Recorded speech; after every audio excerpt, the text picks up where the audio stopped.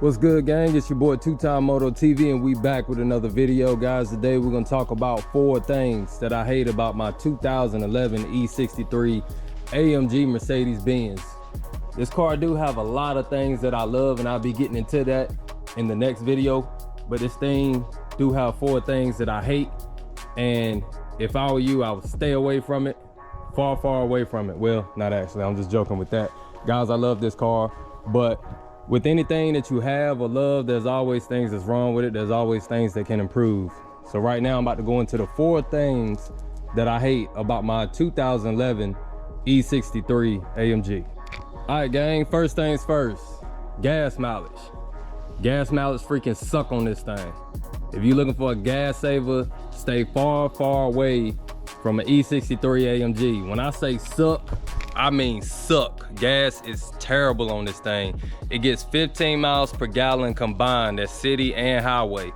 Now gang, you know if you own this car with upwards of 500 horsepower, you're not gonna drive it like a grandma. You're gonna drive it like you stole it. So you can be looking at 9 to 10 miles per gallon. So if you wanna look the part, you wanna go fast, you want to save on gas, this is not the car to do it. The 6.3 liter V8 engine will guzzle gas on the daily. It takes 93 octane. 93 right now is upwards of $4 and some change, and even if it wasn't, the gas mileage still sucks.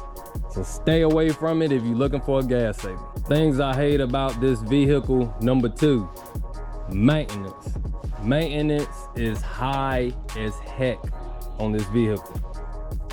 If you're not gonna do it yourself, stay away from it, because you're gonna be emptying your wallet every time that you know it. You're gonna be emptying your wallet to do maintenance on this vehicle just for the upkeep. Now the reliability is fantastic. Things do go wrong with this vehicle as well as any other vehicle. So if you're looking for cheap parts, you're not gonna find it with this E63 AMG Mercedes. This is top of the line luxury slash sports sedan vehicle that requires high-end parts that cost a lot of money. Now, tell me this, gang. There's something very stupid that this car is throwing. Now, my check engine light is on right now. So this car is saying fuel pressure regulator exceeding learning limits. How? That's stupid, man. Fuel pressure regulator has exceeded its learning limits. That means that this car don't know whether I got my foot in it, whether I got my foot out of it.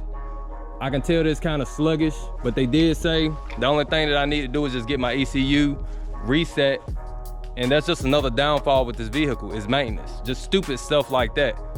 Other than that, the reliability is great, but this car has a lot of electronics that can go wrong. Any sensors, the whole shebang, anything is liable to go wrong in this vehicle. And this vehicle is made for the Autobahn.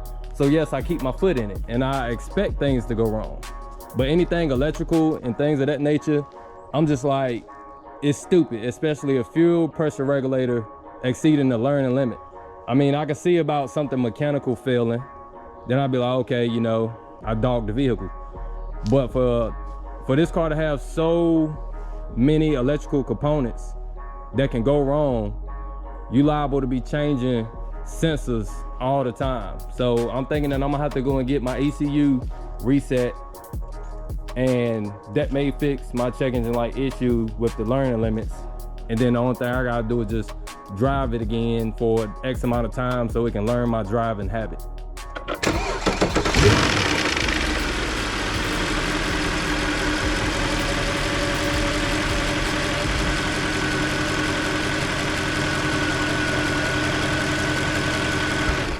That what you just heard, ladies and gentlemen, is called a cam rattle. That goes to lesson number 3 of things that I hate about this E63 AMG. When you get up there in mileage, currently I got 125,000 miles on this beast. Once I got to about 110, I started noticing a little rattle on startup. That there is called a cam rattle.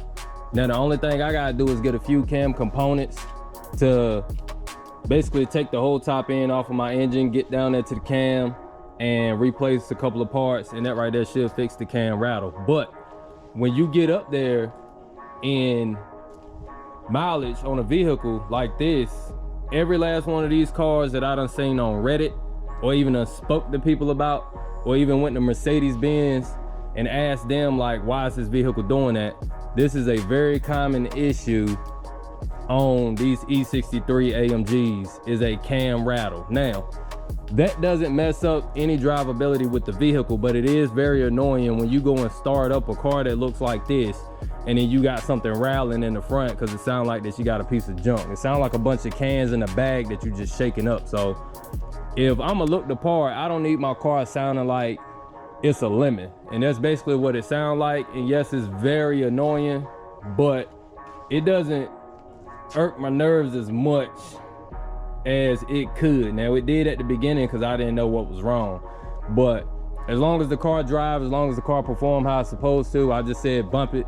You know, I'm not gonna do anything about it right now because I will have to buy the parts, then I'll have to leave the car with somebody, and right now pretty much daily driving this vehicle. So until it get a lot worse, I'm really not gonna replace it.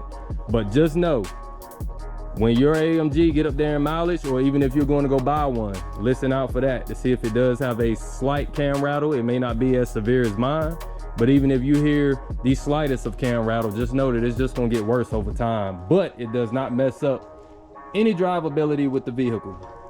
But I do hate it, and it do get on my nerves. So that's the reason why this is annoyances and things that I hate about this vehicle, number 3.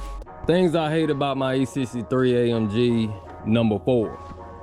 Now, there's actually 2 things in one for this number 4 step, and that is owning this vehicle makes you want to go fast all the time. This car come from Europe, over there where the Autobahn is at, and this car just want to stretch his legs and run at all time, and I pretty much give it to it. So that's the reason why my gas mileage sucks. That's the reason why I'm having electrical failures. That's the reason why I could get in trouble as far as with the law, speeding. I'ma also tie that in with this car has poor acceleration response. Now, there is a way to get around it, and I'll explain that here in a second, but once you step on the gas, once you got the gas nailed all the way to the floor, it takes this car about 1.5 seconds for it to respond to that. And you can hear just everything up front just opening up, and then she get down the road.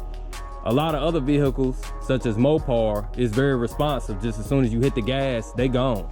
Now, that is very annoying with this vehicle as it's sitting with the ECU tuned the way it is, but at the same time, I can go and get my ECU flash or get another tune put on this vehicle to where it is very responsive to pedal touch. And that's not probably, but that is one of the things that I'm gonna do, because that annoyed me a lot, to the point that if I am running somebody in Mexico and we beeping the horn, I pretty much gotta time it. Now, I don't want to try to get the jump on them, because then they're gonna say, oh, I jumped the beep of the horn.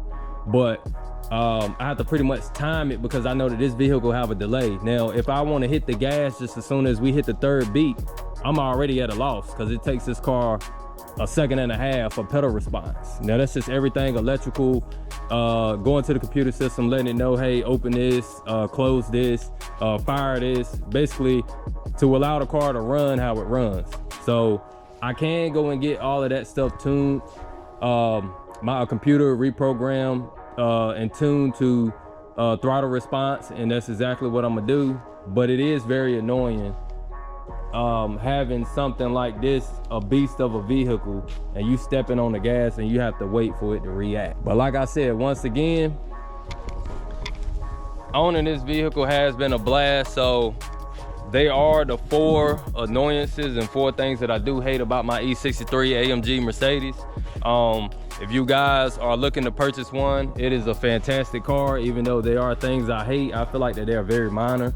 But if you are not very particular about a vehicle and want it to perform a particular way, then this is a great car. Now, those things that I did mention, like I said, are just very minor things that you can get over. But hopefully you guys learned something from this video. Go and pick you up one today. You will not regret it.